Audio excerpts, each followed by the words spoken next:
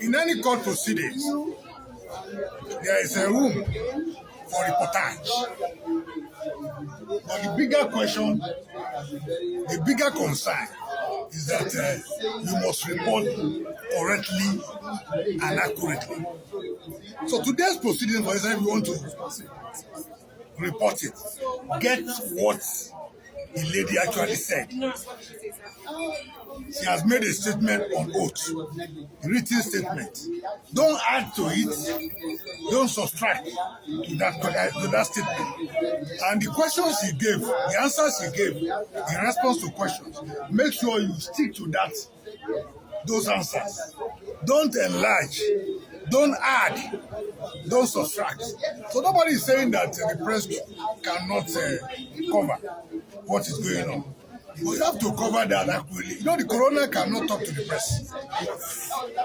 So if you misrepresent her, she has no way of replying. So the concern is that we should be accurate, we should be transparent in the way we report what has happened. Okay, so our next question is that can you please give a brief summary of all the proceedings today? Well, a brief summary of what has happened today is that the nurse who treated Mohbad has given us an insight into how she was contacted, what she did, and what she did not do, and the circumstances that led eventually to the death of Mohbad. In my view, today is the most comprehensive, proceedings. We now know what happened, who invited the nurse, when the nurse was invited, what happened, what her response was. In the first day she didn't come, she came the second day, who she met when she came, and the question she asked Mohbad, what happened after Mohbad was injected, who did what, and who did what the wife did and what the wife did not do. Everything became very clear today. It is now left for the coroner to decide who and who caused the death of Mohbad. Then we still have cannot do that. We still have another question, sir. There are reports that you have taken over the paternity matter of Mohbad's child. How does the family feel about it? Since another was made for DNA to be carried out, and I'm also aware now that we are making attempts to see whether the DNA can be carried out even outside the country. We need to go back to the court to be able to amend the order that was given so that they can give us the opportunity of conducting the DNA even outside Nigeria. So in short language, it means that you are representing the family on the DNA. Barrister S.A.N. sheet. Well, as far as I'm concerned, I'm representing the family in all matters that relates to the justice for Mohbad. Okay. Thank you. And lastly, sir, the auxiliary nurse who gave Mohbad the injection finally gave a testimony of Mohbad's final moment in the coroner's court. Let's read together, guys. From the nurse, on the 11th of September 2023, I was at Cotonou to process my admission. As I was on my way back, I saw Speeding's missed call and I called him back. Then he told me I should come and treat his friend in the house who had a court. I told him I was just coming back from Cotonou. I later missed his calls because I couldn't pick up. As I got to CMS, a call came in from the Jebami. He introduced himself that he was from Spending. I couldn't go to the house that day. I got there the next day at about 2:30 p.m. I met a guy in the sitting room carrying Liam, and the Jebami led me upstairs. On getting to the room Mohbad was, I saw some water on the floor, which the Jebami mopped. When we moved Mohbad from the room he was sitting, he was to another room. It was only the four of us that were upstairs, me, Mohbad, the Jebami, and Wumi.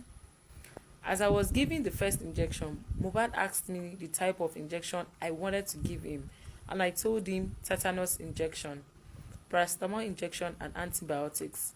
I first gave him tetanus and paracetamol injection. After I gave him the paracetamol injection, Wunmi said he had ulcer. When I gave him the third injection, he started reacting and saying he wanted to throw up. DJ Bami and Wunmi led him to the bedroom where he threw up. After throwing up, he sat down on the floor and was very weak. Then goosebumps appeared on his body. Wunmi told me that is how he used to react to injection. Then I told her, you should have told me this before. She then said that if they pour water on his head, he will calm down. Wunmi then poured water on him.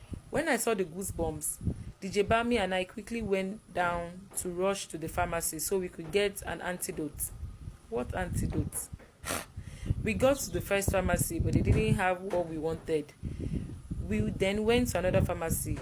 They called DJ Bami from the house that Mohbad was convulsing, and I told them to rush him to the hospital. When DJ Bami and I got to the house, we saw that they were carrying Mohbad out of the house. They carried him like a baby and rushed him to the neighbor's car. Wunmi and I sat in the front while some guys were with him at the back. I don't know those guys. As we were going, we met a terrible traffic that was not moving at all, so we had to transfer him to a bike. I was begging all the drivers in the traffic to give us space so the bike could move Mohbad. A guy was with Mohbad in the bike. As the bike was moving, DJ Bami and I followed the bike to the hospital. The hospital was not far from where we were. When we got to the hospital, the doctor asked me if I gave him a diclofenac, and I said no. I told him the injections I gave him. He then said Mohbad had passed away. They issued a death certificate and gave it to DJ Bami. I never set my eyes on Adura throughout the time I was in the house. It was when we got to the hospital that Adura came to meet us. We went to the second hospital, who also confirmed to us that Mohbad had died. It was Darusha that took us there. The doctor asked me what I gave him and I explained. She told me to get out of her sight. We then took his body back home. When we got back home to the house, they closed the door and restricted people from entering. There was a lot of crowd outside. Throughout the time that I was in the house, till I left, I never set my eyes on Baba Mohbad. What I gave Mohbad was the right medication that would be given to anybody with a cut. The lower part of his hand was very swollen, and I gave him the tetanus injection on the upper hand. Before I got to that house that day, I told DJ Bami to send me the picture of the cut so I would know what to bring to the house. I was about 5 minutes to the house before I got the picture. If they had sent that picture before I left my house, I wouldn't have gone to Mohbad's house because it was just a small cut. I would have told them to take him to a nearby pharmacy. I actually thought I was a qualified auxiliary nurse until Mohbad's case started, and they said I am not.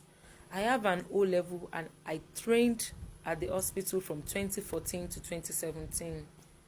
I knew Spending through a referral, and he has recommended many people to me before Mohbad's incident. Spending was not in the house when the whole issue happened. I don't know why they waited for me to come from Cotonou. The period from when they called me till I got there was about 22 hours. The time interval from when I treated Mohbad to when they said he was pied was just 2 hours. I asked DJ Bami about the cut before I started treating Mohbad, and he said it was a glass cut and they already removed the glass from his hand the previous day. Next corona date is March 21st, 2025. It is well. But there is a lot to this Mohbad's case. We just hope that the truth will be coming out, because the story is not just clear again. Tom Wunmi said Baba Mohbad was there. The nurse is saying Baba Mohbad was not there. She said Adura was there. It is well. Allegedly, but the truth will come out. Mohbad head, he no sleep. His head is so strong.